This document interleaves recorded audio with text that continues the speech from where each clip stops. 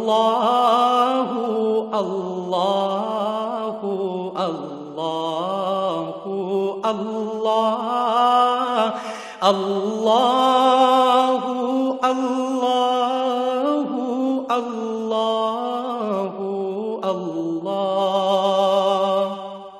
الحمد للہ رب العالمین والصلاة والسلام علی حبیبہ محمد وآلہ وصحبہ اجمعین اعوذ باللہ من الشیطان الرجیم بسم اللہ الرحمن الرحیم وَلَقَدْ خَلَقْنَاكُمْ ثُمَّ صَوَّرْنَاكُمْ ثُمَّ قُلْنَا لِلْمَلَائِكَةِ اسْجُدُوا لِآدَمَ فَسَجَدُوا إِلَّا إِبْلِيسَ لَمْ يَكُنْ مِنَ السَّاجِدِينَ قَالَ مَا مَنَعَكَ أَلَّا تَسْجُدَ إِذْ أَمَرْتُكَ قال انا خیر منہ خلقتنی من نار وخلقته من طین قال فاہبط منها فما یکون لك ان تتکبر فیہا فاخرج انک من الصاغرین اللہم سبحانک لا علم لنا الا ما علمتنا انک انت العلیم الحکیم مولا یا صلی وسلم دائما ابدا علی حبیبک خیر الخلق کلہم۔ اللہ جل شانہ نے انسان کو متنبع کرتے ہوئے ازل سے اس کی جب تخلیق ہوئی اور جنات انسانوں سے پہلے تھے، پھر ان میں سے ایک جن عبادات اور مجاہدے کرتا ہوا اس مقام پر پہنچا کہ اسے فرشتوں میں رہنے کی اجازت ملی، اور پھر فرشتوں میں بھی وہ اچھے بھلے مقام و مرتبے کے فائز تھا۔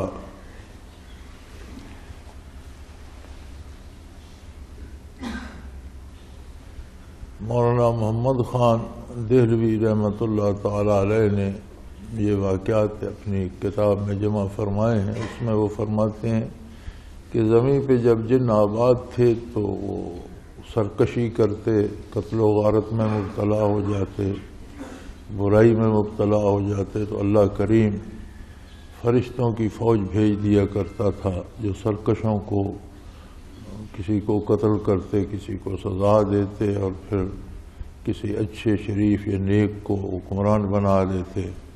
کچھ عرصہ اس طرح چلتا رہتا، پھر برائی پھیلتی، تو پھر اس طرح سے تو فرماتے ہیں کہ وہ جو فرشتوں کی فوج آیا کرتی تھی تو یہ ابلیس ان کا سربراہ ہوا کرتا تھا۔ زراہ تفاخر بفوج ملک، زراہ تفاخر بفوج ملک گہے بر زمیں بود گہ بر فلک۔ انہوں نے اس میں لکھا ہے کہ وہ بڑے فخر کے ساتھ فرشتوں کی فوج ساتھ لیے ہوئے کبھی زمین پہ نظر آتا اور کبھی آسمانوں پہ چلا جاتا۔ تو اللہ کریم وہ یاد دلاتے ہیں وَلَقَدْ خَلَقْنَاكُمْ، ہم نے تم سب کو پیدا فرمایا، تم تھے ہی نہیں، تمہارا کوئی نشان بھی نہیں تھا، تمہارے بارے کوئی جانتا بھی نہیں تھا، کوئی سوچتا بھی نہیں تھا۔ بلکہ جب فرشتوں پہ یہ ارادہ ظاہر فرمایا گیا، سورہ بقرہ میں ارشاد ہوتا ہے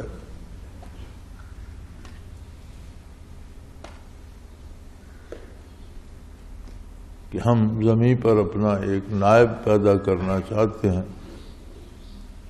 تو انہوں نے کہا یا اللہ پہلے جو زمین پہ مخلوق ہے، جنات آباد تھے، وہ غلط کار ہیں، قتل و غارت کرتے ہیں، تباہیاں پھیلاتے ہیں، اور مخلوق ہوگی زمینی تو وہ بھی یہی کرے گی، تو آپ کی تسبیح و تحمید کے لیے تو ہم کافی ہیں۔ تو ارشاد ہوا جو میں جانتا ہوں وہ تم نہیں جانتے۔ اور پھر جب آدم علیہ السلام کو پیدا فرمایا تو فرمایا لوگوں یہ سوچو کہ خلقناکم، ہم نے تمہیں پیدا کیا. کسی کو یہ خیال بھی نہیں تھا جب تک اللہ کی طرف سے ارشاد نہیں ہوا کہ میں ایک مخلوق پیدا کرنا چاہتا ہوں. تو پہلے جن تھے، فرشتے تھے، یہ جو اللہ کی مخلوق تھی وہ یہ سوچ بھی نہیں سکتی تھی کہ انسان ہوگا. پھر جب تمہیں پیدا فرمایا ثم صورناکم، ہم نے تمہاری بہترین صورت بنائی، انتہائی خوبصورت، انتہائی متوازن اور بہترین صورت پہ تمہیں تخلیق فرمایا.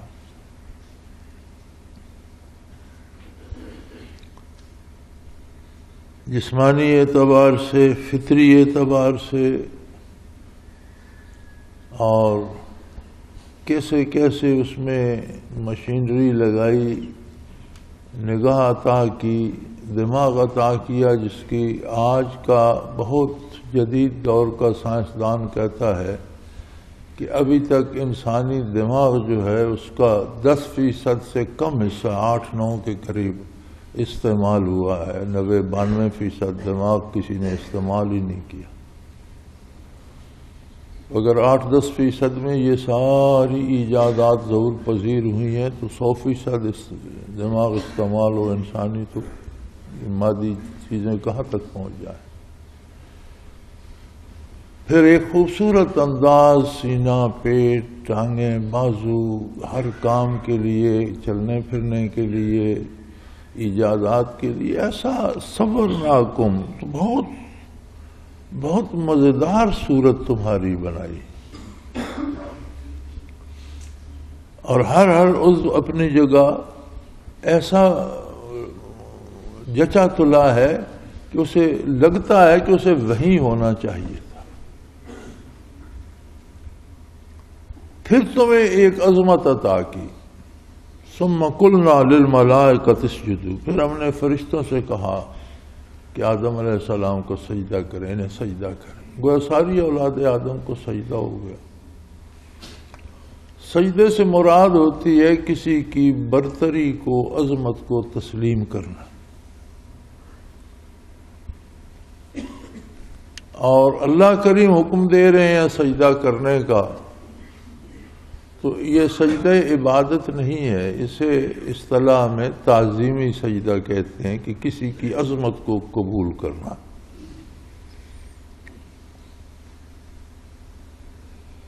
تو فسجدوا، تمام فرشتوں نے آدم علیہ السلام کی عظمت کو قبول کیا. فرشتہ نوری مخلوق ہے، سراسر نیکی ہے، ہمیشہ اطاعت کرتا ہے، اور اس کا سونا جاگنا، کھانا پینا سب کچھ ذکر الہی ہے، صرف اللہ کے ذکر ہی پہ اس کا سارا گزارا ہے. لیکن کوئی موانعات اس میں نہیں ہے، کوئی چیز اسے اللہ کی یاد سے روکنے والی نہیں ہے. نہ بھوک لگتی ہے، نہ نیند آتی ہے، نہ کوئی شہوانی خیال آتا ہے، نہ اس میں نفس ہے، نہ شہوت ہے، نہ اس کا کوئی بیوی بچہ ہے، نہ اسے کوئی گھر، مال و دولت کی محبت. کوئی ایسی بات نہیں ہے جو اسے اطاعت الہی سے یا ذکر الہی سے روک سکے. لیکن انسان کو ایک عجیب مخلوق اللہ نے بنایا کہ ایک طرف معرفت الہی کا اور اللہ کے ساتھ تعلق کا وہ درجہ عطا فرمایا جو سوائے انسان کے کسی کے پاس نہیں ہے، جو فرشتے کو بھی حاصل نہیں ہے. دوسری طرف اس کے ساتھ نفس لگا دیا، مادی وجود لگا دیا، اور اس کی خواہشات اور پھر مادی رشتے، مادی ضروریات، مادی چیزوں کا حسن اور ان کی لذت محسوس کرنے کی توفیق عطا کر دی، وصف عطا کر دیا، اور ایک اتنی بڑی آزمائش میں ڈال دیا کہ دوسری طرف وہ دنیا کی ہر چیز کو دیکھ سکتا ہے، چکھ سکتا ہے، اس سے لذت حاصل کر سکتا ہے، اس کے ساتھ نیند بھی ہے، بیوی بچے بھی ہیں، مال و دولت بھی ہے، زمین جائیداد بھی ہے، اور بے شمار ایسی چیزیں ہیں. پھر ان کا صرف حصول اور ان کو روک کے رکھنا ہی نہیں، ان کے حصول میں حلال و حرام، جائز و ناجائز اتنے امتحان ڈال دیے. اس لیے اس کی عظمت فرشتوں سے بھی تسلیم کرائی کہ جب یہ ان ساری رکاوٹوں کو عبور کر کے میری بندگی، میری اطاعت کرتا ہے تو پھر یہ میری بہت باعظمت اور بہت اعلیٰ مخلوق. تو فرشتوں نے تو یہ بات تسلیم کی. الا ابلیس، ابلیس بھی وہیں تھا، فرشتوں کے ساتھ آسمان پہ رہتا تھا. تو جب فرشتوں کو حکم ہوا تو وہ چونکہ فرشتوں میں شامل تھا، وہ حکم اسے بھی شامل تھا، لیکن اس نے سجدہ نہیں کیا. لم یکن من الساجدین، اس نے سجدہ نہیں کیا. ارشاد باری ہوا قال ما منعک الا تسجد اذ امرتک، تمہیں کس چیز نے روکا ہے جب میں نے حکم دیا، جب اللہ نے حکم دیا تو بات ختم ہو گئی. پھر اس میں جواز، عدم جواز اور کرنا نہ کرنے کی گنجائش تو باقی نہ رہی. جب اللہ حکم دے دیتا ہے تو پھر اس میں جواز اور اس میں بھلائی کے پہلو یا کرنا ہے یا نہیں، یہ تو کوئی اس بندے کے پاس انتخاب تو نہیں رہتا. تو اس سے تو سوائے تعمیل ارشاد کے کوئی چارہ نہیں. تو جب ہم نے تمہیں حکم دے دیا پھر تمہیں کس چیز نے روکا، کیا معنی ہے؟ قال انا خیر منہ، اس نے کہا میں اس سے بہتر ہوں. اور اپنے سے اچھے کو ادب اور تعظیم کی جاتی ہے، جو اپنے سے کم تر ہو اس کی تعظیم بڑا تو نہیں کرتا. میں انا خیر منہ، میں اس سے تو بہتر ہوں. کیا بہتری ہے بھائی؟ تو میں خود اس نے دلیل دی اپنی بات مکمل کرتے ہوئے. خلقتنی من نار، اے مالک تو نے مجھے آگ سے پیدا کیا. وخلقتہ من طین، اور اسے تو مٹی اور کیچڑ سے پیدا کیا. تو آگ میری رائے میں بہرحال مٹی اور کیچڑ سے تو افضل ہے.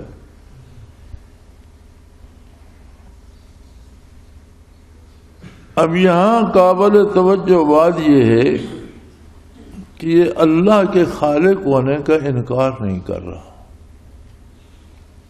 عظمت الہی کا انکار نہیں کر رہا. کہہ رہا ہے خلقتنی من نار، تو نے مجھے آگ سے پیدا کیا. یعنی اللہ کو اپنا خالق تو مان رہا ہے اور اس کو مٹی سے پیدا کیا. اور یہ کتنی عجیب بات ہے کہ جب تو اپنے آپ کو ایک ادنا سی حیثیت دیتا ہے، یعنی مخلوق کی حیثیت خالق کے مقابلے میں تو نہ ہونے کے برابر ہے. وہ پیدا کرنے والا ہے، اگر پیدا نہ کرتا تو اس کا وجود ہی نہ ہوتا. تو کہاں خالق کہاں مخلوق؟ تو خود کو مخلوق ہی مان رہا ہے، اللہ ہی کی مخلوق مان رہا ہے. خلقتنی میں، تو نے مجھے آگ سے پیدا کیا. وخلقتہ من طین، اور اسے مٹی سے پیدا کیا. تو مٹی سے آگ بہتر ہے، یہ اس کی اپنی رائے سے، لہذا میں اس سے بہتر ہوں. یہ بڑی عجیب بات ہے. آپ اپنے ماحول میں، اپنے ارد گرد، ہم اپنی ذات کے اندر بھی دیکھیں تو ہم سب یہ کہتے ہیں اللہ خالق ہے، اللہ مالک ہے، اللہ ہر چیز پہ قادر ہے، اللہ حاکم ہے، اسی کی حکومت ہے، وہی مالک الملک ہے. لیکن جب ہم کام کرتے ہیں تو ہمارے کتنے کام ہیں جو عظمت الہی کی شہادت دیتے ہیں، اور کتنے ایسے ہیں جو اللہ کی نافرمانی کا سبب بنتے ہیں. یعنی صرف کہتے رہنا یا یہ کہنا کہ اللہ بڑا ہے، اللہ خالق ہے، اللہ مالک ہے، کافی نہیں. یہ تو شیطان بھی کہہ رہا ہے، اس وقت کہہ رہا ہے جب سجدہ نہیں کیا تب بھی کہہ رہا ہے خلقتنی من نار، تو نے مجھے آگ سے پیدا کیا. تو اللہ کے خالق ہونے کا تو انکار وہ نہیں کر رہا، اس کے مالک الملک ہونے کا انکار، اس کے حکم کا انکار کر رہا ہے. جو حکم اللہ نے دیا وہ نہیں مان رہا. اس کی ذات کی عظمت کا قائل تو شیطان اس وقت بھی ہے. تو ہماری زندگی میں بھی یہ لمحہ آ جاتا ہے کہ جب ہم اللہ کی جنہیں اللہ سے ایمان نصیب نہیں، ان کی تو بات نہیں، چھوڑے انہیں تو، جو اپنے آپ کو مومن کہتے ہیں، جو امت پیغمبر صلی اللہ علیہ وسلم ہونے کے مدعی ہیں، ہم جو لوگ مسلمان ہیں الحمدللہ، ہماری اپنی عملی زندگی قابل توجہ ہے کہ کیا ہم صرف اللہ کو بڑا، اب دیکھیں نا بدر میں مشرکین مکہ آئے، ایک عرب سردار اور اس کا قبیلہ لڑائی میں بڑا مشہور تھا، ابلیس نے اس کی شکل بنا لی اور بہت سے بندے ساتھ لگا لیے، کوئی سوار کوئی پیادے اسلحے سمیت، اور ابو جہل وغیرہ سے آ کر ملا اور کہنے لگا انی جار لکم، آج میں تمہارے ساتھ ہوں، دیکھتا ہوں کون تمہارا کچھ بگاڑتا ہے۔ تو ان کے سینے اور پھول گئے۔ لیکن جب بدر میں صف بندی ہوئی اور نبی کریم صلی اللہ علیہ وسلم نے صفیں بنوائیں اور مشرکین اپنی صفیں بنا رہے تھے تو وہ بھاگ کھڑا۔ انہوں نے کہا تم تو اتنے بہادر اور بات کے دھنی ہو اور ہمیں کھڑا کر کے بھاگ رہے ہو۔ اس نے کہا انی ارا ما لا ترون، میں وہ دیکھ رہا ہوں جو تمہیں نظر نہیں آتا، ادھر صرف بندوں کی صفیں نہیں بن رہی، فرشتے اتر رہے ہیں۔ انی ارا ما لا ترون، جو میں دیکھ رہا ہوں وہ تمہیں نظر نہیں آتا۔ پھر آگے کہتا ہے انی اخاف اللہ رب العالمین، میں اللہ سے ڈرتا ہوں جو سارے جہانوں کا رب ہے۔ کمال ہے، حد ہو گئی۔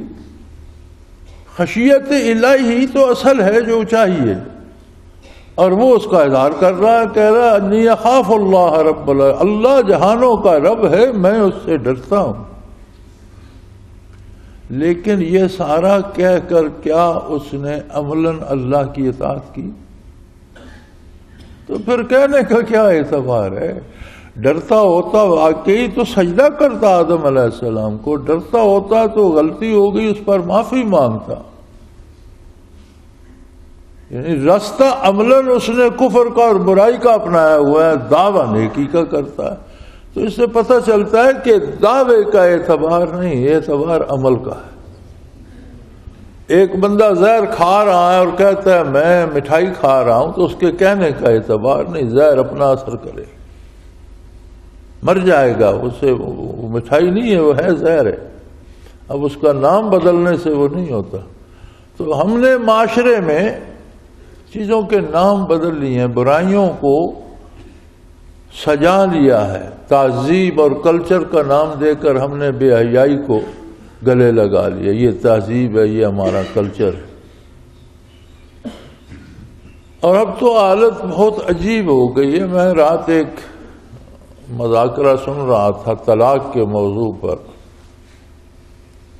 تو کچھ اس میں مرد بھی تھے، یہ جو ہمارے بہت جدید قسم کے علماء اور مفتی بن گئے ہیں، جنہیں نہ عقیدے کا پتہ ہے نہ عملی زندگی ہے، لیکن ہر بات پہ فتویٰ دینے کو تیار ہوتے ہیں، کچھ وہ تھے۔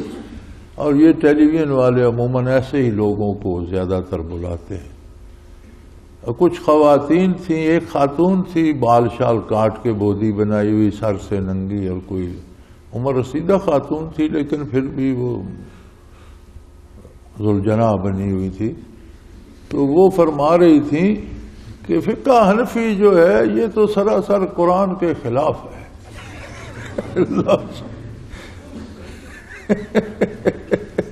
میں نے کہا یار اسے بند کر دو، اتنا کافی ہے جو سن لیا، اس سے مزید جن لوگوں کی عمریں گزر گئیں اور جنہوں نے ایک ایک لفظ خوشہ چینی کر کے گلستان رسول سے پوری امت کے لیے مسائل یکجا کر دیے، خدا نخواستہ وہ تو قرآن کے خلاف کرتے رہے۔ اور یہ جو نام کی مسلمان لیکن عملاً مغرب کی بیٹیاں ہیں اور تہذیب مغرب کی دلدادہ ہیں، اور نہ ان کا پردہ ہے، نہ انہیں حیا ہے، نہ ان کا مطالعہ ہے، وہ فتویٰ دے رہی ہیں کہ یہ فقہ حنفی جو ہے یہ طلاق کے معاملے میں تو قرآن کے خلاف فتوے دیتے۔ یعنی ہم نے تہذیب اور کلچر کے نام پر بے حیائی اور برائی کو اپنا لیا۔ اسی طرح نام بدل دیا، منافع اور مارک اپ نام رکھ کے سود کھانا شروع کر دیا۔ تو یہ کیا عجیب بات ہے، برائی کا نام بدل دو تو وہ نیکی ہو جاتی ہے۔ تو یہ وہی ہیلے بہانے ہیں ابلیسی، جیسے اس نے اپنی طرف سے یہ فیصلہ کر لیا کہ آگ مٹی سے بہتر ہے، اسے آپ نے مٹی سے پیدا کیا، مجھے آگ مٹی سے بہتر ہے۔ اس پر کیا دلیل ہے تمہارے پاس؟ کیا پیدا کرنے والے نے بتایا کہ یہ مخلوق بہتر ہے یا یہ بہتر ہے؟ پھر مٹی کیا مٹی ہے اور آگ کیا آگ ہی ہے۔ آگ تمہاری اصل تو ہے، لیکن تم تو ایک اور مخلوق بن گئے ہو۔ مٹی اصل تو ہے لیکن یہ تو ایک اور مخلوق بن گئی ہے۔ جو شعور، جو توفیق، جو عقل، جو خرد، جو نعمتیں اسے دی ہیں وہ اور شے ہیں۔ تو خالی یہ کہتے پھرنا کہ میں اللہ کا نام لیتا ہوں، میں اللہ کی عظمت کا قائل ہوں، میں حضور کی عظمت کا قائل ہوں، اس کے لیے جلسے ہوتے ہیں، جلوس ہوتے ہیں، ریلیاں ہوتی ہیں، اچھی بات ہے، لیکن کیا ہم اس ایک فرد کو، اس ایک وجود کو حضور کی اطاعت پہ کاربند رکھے ہوئے ہیں؟ جب یہ سوال آتا ہے تو پھر مشکل ہو جاتی ہے۔ بھی آپ پورے ملک کو حضور کا غلام بنانا چاہتے ہیں، پورے ملک کا آئین جو ہے اور دستور قرآن کے مطابق کرنا چاہتے ہیں، لیکن آپ کا اپنا جو 4.5 ہاتھ کا وجود ہے، ہر آدمی کا قد 4.5 ہاتھ ہوتا ہے اس کے اپنے ہاتھ کے حساب سے۔ کوئی چھوٹا ہے تو اس کا ہاتھ بھی چھوٹا ہوتا ہے، کوئی بڑا ہے تو اس کا ہاتھ بھی بڑا ہوتا ہے، تقریباً لم سم ہر آدمی کا قد 4.5 ہاتھ ہوتا ہے اس کے اپنے ہاتھ کے حساب سے۔ تو یہ جو 4.5 ہاتھ کا وجود ہے، کیا اس پر اسلام نافذ ہے؟ کیا یہ حلال کھاتا ہے؟ پھر یہ صرف اس کا ظاہری عمل نہیں، اس کے پیچھے اس کا ایک شعور ہے۔ کیا اس کا شعور بھی مسلمان ہے؟ یہ شعوری طور پر اسلام کو حق، نیکی کو نیکی اور گناہ کو گناہ سمجھتا ہے؟ اور اگر ہم اس 4.5 ہاتھ کے وجود کو سیدھا نہیں کر سکتے تو ہم کیا توقع رکھتے ہیں کہ ملک کو، قوم کو سیدھا کر لیں؟ کیسے ممکن ہے؟ یہ تو شیطانی طریقہ ہے کہ کہنا کچھ اور کرنا۔ اب یہاں دیکھو کہہ رہا ہے خلقتنی من نار، تو نے مجھے آگ سے پیدا کیا۔ اس ظالم کے بچے پھر جو تیرا خالق ہے اس کی نافرمانی کیوں کر رہا ہے؟ خالق بھی مان رہا ہے، عملاً نافرمانی کر رہا ہے۔ ارشاد ہوا قال فاہبط منہا، یہاں سے دفع ہو جاؤ۔ وہاں تو چومو چرا کی گنجائش نہیں ہے۔ اللہ کسی کا محتاج نہیں ہے کہ اس سے مذاکرات کرے اور کچھ لو اور کچھ دو کی بات ہو، نہیں، وہ حاکم مطلق ہے، باقی سب مخلوق ہے۔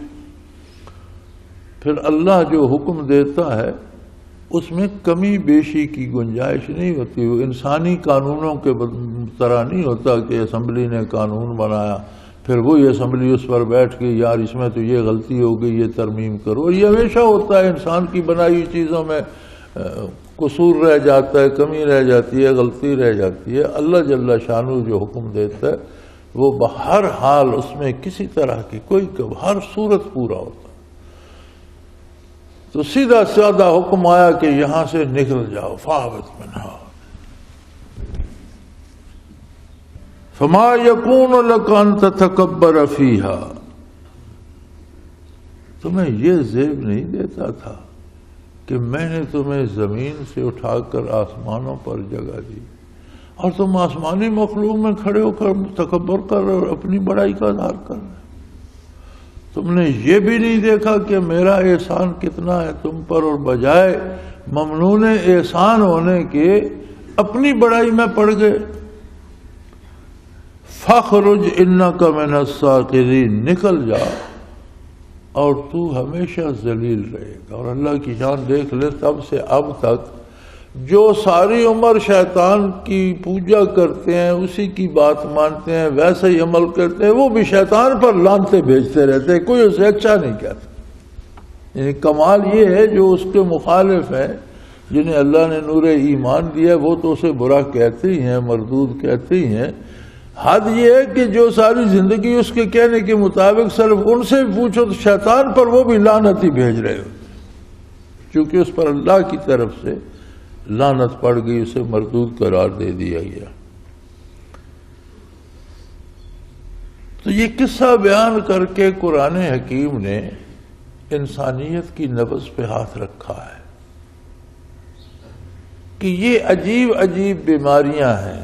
یعنی بندہ مجاہدہ کرتا ہے، ساری ساری رات ذکر کرتا ہے، تسبیحات پڑھتا ہے، تلاوت کرتا ہے، نوافل پڑھتا ہے، دن بھر نیکی کرتا ہے، اور کہیں شیطان کی طرح یہ خیال نہ در رہا ہے کہ میں بڑا پارسا ہو گیا ہوں، دوسرے سارے لوگ جو ہیں وہ میرے مقابلے میں کوئی حیثیت نہیں رکھتے۔ شیطان نے کوئی چوری نہیں کی، شیطان نے کوئی برائی بدکاری نہیں کی، شیطان نے کوئی قتل نہیں کیا، شیطان نے کوئی شیطان کو یہ بات مار گیا نہ خیر منہ، میں اس سے بہت اچھا۔ اب یہ اس کے ذہن میں کیوں آئی؟ میں ہزاروں سال سے عبادت کر رہا ہوں، سینکڑوں سالوں سے، صدیوں سے عبادت کر رہا ہوں، زمین سے اٹھ کر آسمانوں پر مجھے رہائش مل گئی، میری تخلیق آگ سے ہوئی، آگ صاف ستھرا شعلہ ہوتا ہے، زمین پر تو کیچڑ مٹی گند بلا کیا کیا کچھ ہوتا ہے، یہ مٹی سے بنا، تو یہ اس کی میرے سامنے کیا حیثیت؟ یعنی اپنی بڑائی آ گئی۔ اس راستے میں ہوتا ہے بندہ مجاہدہ کرتا ہے تو شیطان کوشش کرتا ہے کہ جس چیز نے مجھے تباہ کیا اس کے دل میں بھی پیدا کروں اور ذہن میں یہ ڈال دے کہ میں بڑا عابد و شاکر ہوں، یہ دوسری مخلوق تو بڑی ذلیل ہے، یہ دوسرے لوگ جو ہیں ان کی تو کوئی حیثیت نہیں، انہیں میرے ہاتھ پاؤں چومنے چاہیے، انہیں میرے پاؤں دبانے چاہیے، انہیں مجھے پیسے دینے چاہیے، مجھے شیرینیاں دینی چاہیے، یہ اپنا مال و دولت مجھ پہ لٹا دے، میرا حق بنتا ہے۔ یہ وہی بات بن جاتی ہے جس نے ابلیس کو تباہ کیا۔ اور ساتھ یہ بات بھی رہتی ہے، قرآن نے یہ بتایا کہ اس نے اللہ کی خالقیت کا یا عظمت الہی کا انکار بدر میں کہتا ہے انی اخاف اللہ رب، میں اللہ سے ڈرتا ہوں۔ ارے ظالم کے بچے، ڈرتا ہے تو اطاعت کیوں نہیں کرتا؟ یہ کون سا ڈر ہے کہ ڈرتا بھی ہے اور حکم بھی نہیں مانتا؟ تو یہ ڈر دوستی والا تو نہیں، یہ ڈر تو دشمنی والا ہے۔ بعض اوقات ہم دشمن سے ڈرتے ہیں کہ وہ ہم سے تکڑا، تو اس سے محبتیں تو پیدا نہیں ہوتی۔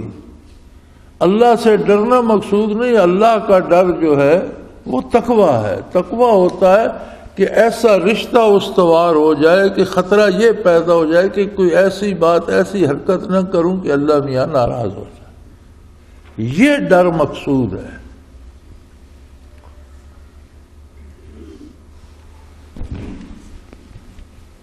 تو وہاں تو وہ بے نیاز کی بارگاہ ہے، اگر کوئی حکم عدولی کرتا ہے تو عظمت الہی میں کوئی فرق نہیں پڑتا، وہ خود تباہ ہو جاتا۔ تو سادہ سا حکم ہوا قال فاہبط منہا، وہ صدیوں کی عبادت یا اس کی طویل العمری کے سجدے، گیا شیطان مارا ایک سجدے کے نہ کرنے سے، ہزاروں برس گر سجدے میں سر مارا تو کیا مارا۔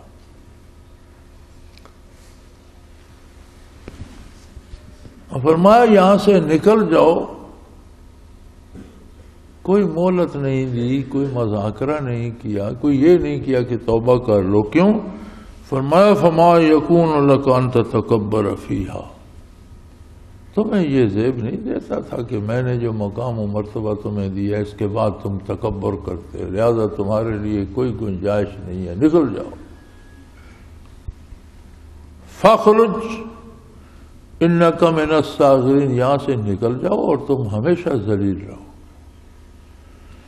تو میرے بھائی یہ بھی اللہ کریم کا احسان ہے، عمومی گمراہی کا دور ہے، لوگ برائیوں کو مختلف ناموں سے سجا کر زندگی کا حصہ بنا رہے ہیں، بے حیائی کو تہذیب کا نام اور کلچر کا نام دے کر اختیار کیے جا رہے ہیں۔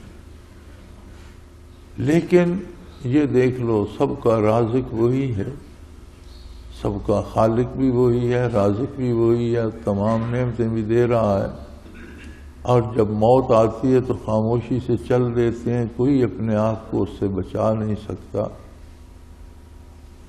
وہ اگلے دن ایک کسی کا میسج تھا، یہ ایک رواج ہو گیا ہے، ٹیلی فونوں پہ سارا دن میسیجنگ ہوتی ہے، تو بعض اچھی باتیں بھی اس میں آ جاتی ہیں۔ کسی نے مجھے بتایا، میرا تو ٹیلی فون نمبر ہے نہیں کسی کے پاس کہ کوئی میسج بھیجے گا، نہ میں کبھی دن بھر آن کرتا ہوں، ضرورت کے لیے کبھی ضرورت پڑی تو آن کر لیا، نہیں تو نہ۔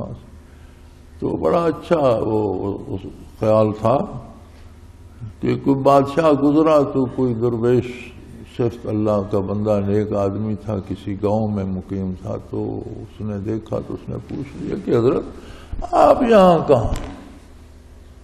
آپ تو وہاں فلاں شہر میں تھے، تو یہاں آپ کیا کر رہے ہیں؟ تو اس نے کہا اللہ اور بندوں کے درمیان صلح کرا رہا، یہاں اس لیے آیا ہوں کہ ان لوگوں کی اللہ کے ساتھ صلح ہو جائے۔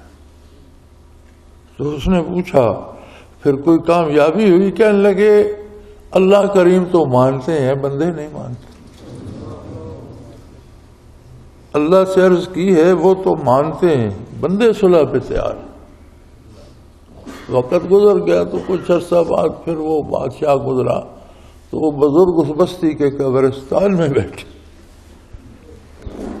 تو انہوں نے پوچھا کہ حضرت یہاں کیا کر رہے ہو؟ کہ یار یہ جو بندے یہاں پڑے ہیں بستی میں، ان کی اور اللہ کی صلح کرانا چاہتے۔ تو کچھ ہوا کام کہ جی اب بندے تو مانتے ہیں، اللہ نہیں مانتے۔ جو یہاں ہیں قبرستان میں یہ تو سب صلح پہ تیار ہیں، لیکن اب اللہ نہیں مانتے۔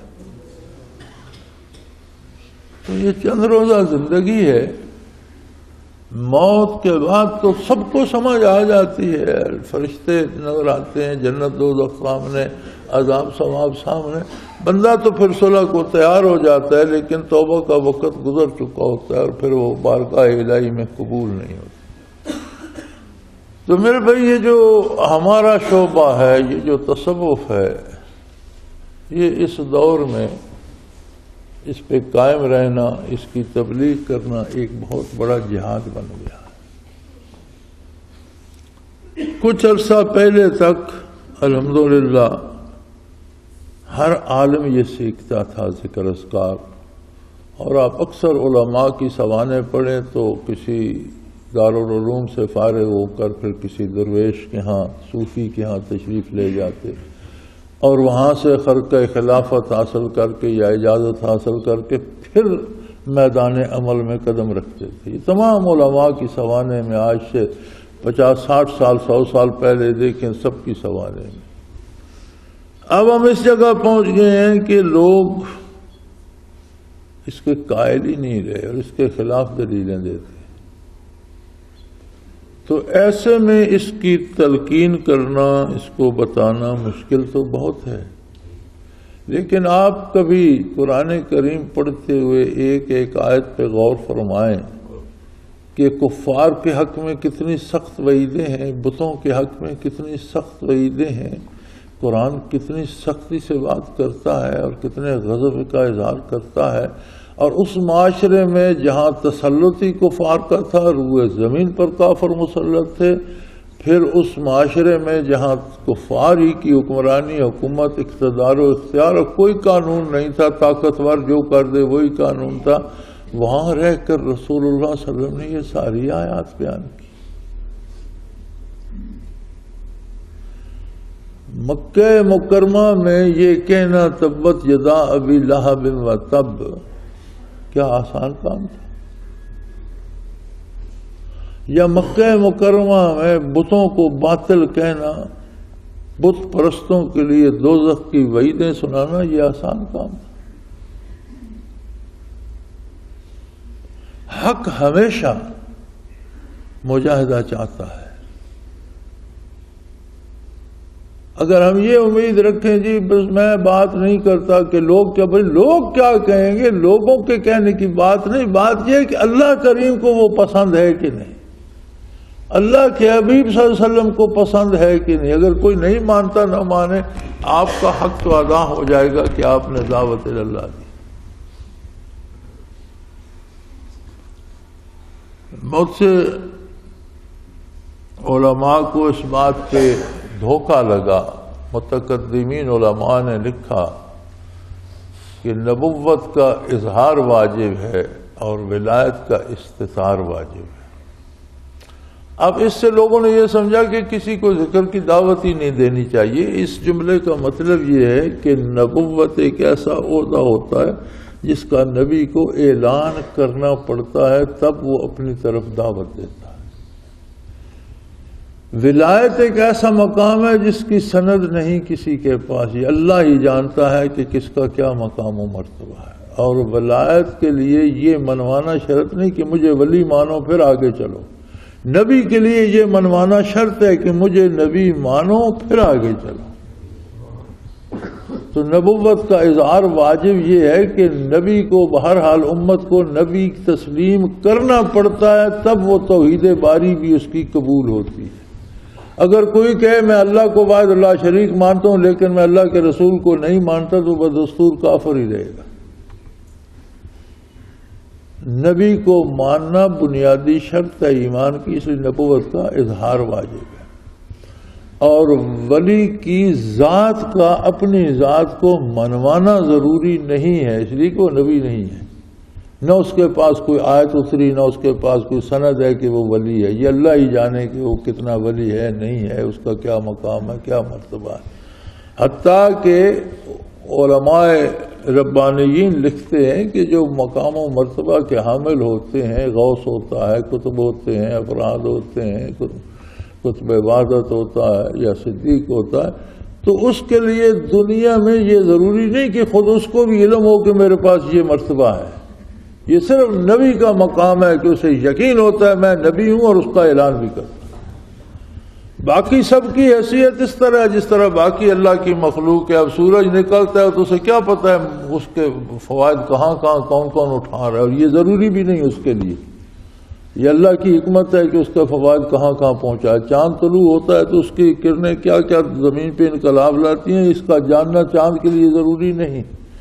اسی طرح اولیاء اللہ کے لیے یہ جاننا ضروری نہیں کہ ان کا مقام و مرتبہ کیا ہے، برزخ میں جائیں گے تو جان لیں گے، لیکن ان کے وجود سے جو چیزیں اللہ نے وابستہ کر دی ہیں وہ از خود ظہور پذیر ہوتی رہتی۔ تو یقیناً مخالفت ہوگی، لوگ اس زمانے میں لوگ عجیب و غریب کہیں گے کہ اکبر نام لیتا ہے خدا کا، اس زمانے میں کہ اس جدید تہذیب میں آپ اللہ کا نام کی بات کرتے ہیں اور ذکر الہی کی بات کرتے ہیں، لیکن اصل بات یہی ہے کہ یہی کرنے کا کام ہے۔ اور یاد رکھیں جو بندہ اگر اسے چھپانا ہے تو اس کا مطلب ہے یہ دین ہے، چونکہ دین کا چھپانا تو جائز نہیں ہے۔ یہ بات حضرت سے کسی نے کہی تو آپ نے فرمایا کیا یہ تصوف دین ہے یا دین سے الگ کوئی چیز ہے؟ کہ جی دین ہے۔ فرمایا پھر دین کا چھپانا تو جرم ہے۔ دین ہے تو بیان ہوگا، اور دین نہیں ہے تو پھر سے چھوڑ دیا جائے۔ تو یہ اس میں نہیں آتا، یہ تو لوگوں کو بتایا جائے کہ بھئی اللہ اللہ کرنے سے توفیق عطاعت نصیب ہوتی ہے، ایمان نصیب ہوتا ہے۔ اور جب بزرگوں کی یہ عادت تھی علماء حق کی کہ کوئی کہتا کہ حضرت میں فلاں گناہ مجھ سے فلاں غلطی ہو جاتے، فرماتے اس کے خلاف واز کیا کرو۔ حضرت خود کرتا ہوں تو واز کیا کرو؟ فرمایا کوئی تمہاری مانے نہ مانے، جب ممبر پر بیٹھ کر اس سے لوگوں کو روکو گے تو اللہ تمہیں خود اس سے بچنے کی توفیق دے دے، تمہارے اندر ایک حیا آ جائے گی۔ تو تبلیغ سے کسی کو تلقین کرنے سے کہ ذکر کرنا ضروری ہے، خود اپنے اندر ایک مواظبت آ جاتی ہے کہ میں دوسروں کو کہتا ہوں ضروری ہے تو خود سستی کیوں کرتا ہوں۔ تبلیغ سے اگلے کو فائدہ ہو نہ ہو حق ادا ہو جاتا ہے، اور اس کا اثر یہ ہوتا ہے کہ اللہ خود کو توفیق عمل دے دیتا ہے۔ تو میرے بھائی، اللہ کریم نے ہم سب پر بہت انعام کیا، اپنے ایک بندے کی معیت نصیب فرمائی، ہماری رہنمائی فرمائی، توفیق ذکر عطا فرمائی۔ تو اس پر نہ صرف قائم رہو، اس کو پھیلاؤ، یہی انقلاب ہے۔ یہ روشنی دلوں میں آئے گی، یہ خلوص دلوں میں آئے گا تو لوگ اسلام کا دامن تھامیں گے اور اسلام پر عمل کریں گے، ورنہ وہ قصہ ابلیس دہرایا جاتا رہے گا کہ زبانی کہتے رہیں گے اللہ خالق ہے، اللہ مالک ہے، عملی زندگی میں احکام الہی کی مخالفت بھی جاری رہے گی۔ یہ زندگی شیطانی زندگی ہے، ابلیسی طریقہ ہے یہ۔ اور اسلامی طریقہ یہ ہے کہ زبان سے بھی عظمت الہی کا اقرار ہو اور کردار سے بھی واضح ہو کہ یہ بندہ اللہ کا اطاعت گزار ہے۔ حضرت رحمۃ اللہ علیہ یہی فرمایا کرتے تھے کہ میں مخلوق اکٹھی کر رہا ہوں، سنگریزے اکٹھے کر رہا ہوں، کچھ لوگ تو ایسے نکل آئیں گے کہ جنہیں دیکھ کر کوئی کہہ سکے کہ ہاں ایسے لوگ ہوتے تھے مسلمان۔ اب تو ایسا دور آ گیا ہے، آپ دیکھ لیں وفد آتے ہیں، یورپ سے آتے ہیں، امریکہ سے آتے ہیں، ہندوستان سے آتے ہیں، ہمارے راہبران قوم بھی ہوتے ہیں اس میں، تو کسی کے ماتھے پہ نام لکھ دو تو شکل دیکھ کر نہیں پتہ چلتا کہ ان میں ہندو کون ہے، مسلمان کون ہے، عیسائی کون ہے، مسلمان سب ایک جیسے ہو گئے۔ یہی مال کے معاملے میں سب کا یہی حال ہے، حرام حلال کے قائل نہیں رہے، کھانے پینے کے قائل نہیں رہے، تہذیب، لباس، اٹھنے بیٹھنے کے سارے طریقے وہی ہو گئے ہیں۔ تو اس حال میں بندوں کو واپس لانا مشکل تو ہے، لیکن بہت بڑا کام بھی ہے۔ ایک بندے کی بھی اصلاح ہو جائے تو آدمی کی زندگی کامیاب ہو جاتی ہے کہ کسی کی اصلاح تو اس نے کر لی، اور اس کے نتیجے میں اپنی اصلاح کی بھی توفیق ہوتی ہے۔ تو میرے بھائی محنت میں کمی نہ کریں، اذکار میں باقاعدگی رکھیں، عقائد کو صاف ستھرا رکھیں، اعمال کو حضور اکرم صلی اللہ علیہ وسلم کی سنت کے تابع کریں، غلطی ہو جائے تو فوراً رجوع اللہ کریں، اللہ کریم سے معافی مانگیں اور حضور کے اتباع پر کاربند رہیں، اور کوشش کریں کہ اللہ کی یہ نعمت عام ہو، اللہ کے بندے ذاکروں کی کثرت ہو۔ جب ذاکر کثرت سے ہو جائیں گے تو اسلامی انقلاب بھی آ جائے گا۔ وآخر دعوانا ان الحمدللہ رب العالمین۔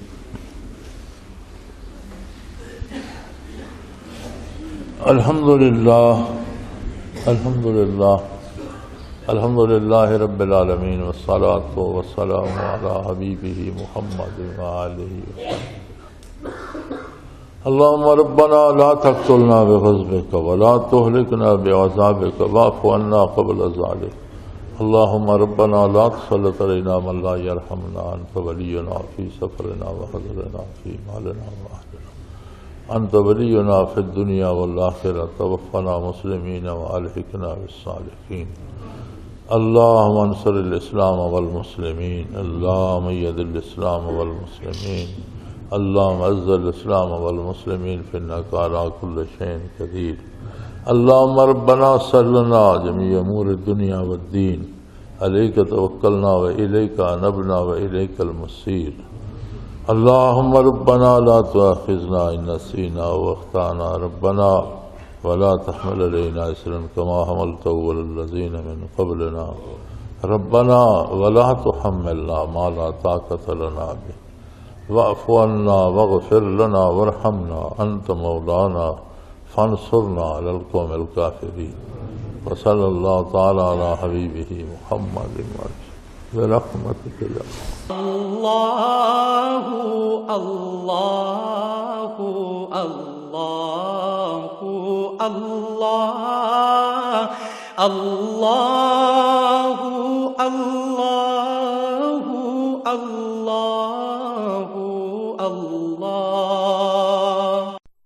حضرت امیر محمد اکرم آبان مد ذلہ العالی دارالعرفان منارہ ضلع چکوال میں سالہ سال سے قرآن و حدیث کے اوپر خطابات کر رہے ہیں اور سلسلہ نقشبندیہ اویسیہ کے مطابق لوگوں کو ذکر الہی کی تربیت دے رہے ہیں۔ وہ قرآن پاک کی تفسیر ترتیب وار بیان کر رہے ہیں۔ تفسیر قرآن کو وہ موجودہ ملکی اور بین الاقوامی حالات کے مطابق بیان کرتے ہیں۔ موٹر وے سے کلر کہار کے انٹرچینج سے نکلتے ہوئے कलर कहार की झील से होते हुए मियानी, बोछाल और नूरपुर से गुजरते हुए दारुल इरफान मिनारा पहुंच सकते हैं।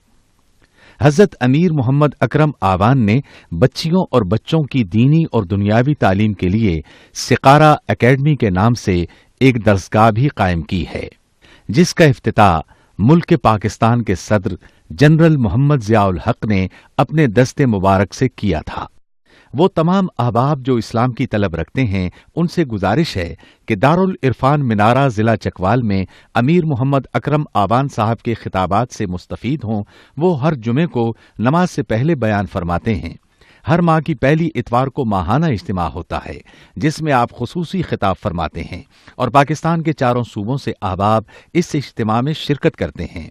इसके अलावा यहाँ साल में 2 मरकजी इज्तिमात भी होते हैं, एक रमजानुल मुबारक में एतिकाफ का इज्तिमा और दूसरा जुलाई और अगस्त में 40 दिन का इज्तिमा होता है, जिसमें रूहानी तरबियत की जाती है।